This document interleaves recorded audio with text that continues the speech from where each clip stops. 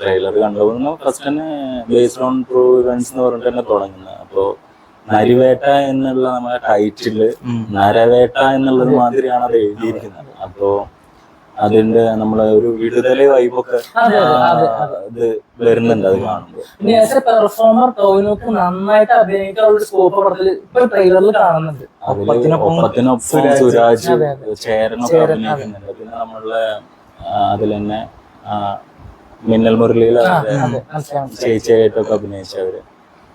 അപ്പോ ആ cinema performance wise ഗംഭീരാവുന്നുള്ള കാര്യത്തിൽ ഉറപ്പാണ്. അനുരാജ് മനോഹർ ഇഷ്ക് കഴിഞ്ഞിട്ട് എടുക്കുന്ന ഒരു സിനിമ ആവുമ്പോൾ അത് ഇഷ്ക് പോലെ തന്നെ സോഷ്യലി റെലവെന്റ് ആയിട്ടുള്ള ഒരു സിനിമയും കൂടി ആയിരിക്കണം. പിന്നെ പടത്തിന് മ്യൂസിക് ചെയ്തിരിക്കുന്നത് അതും നമുക്ക് പ്രതീക്ഷ നൽകുന്ന ഒരു കാര്യം തന്നെയാണ്.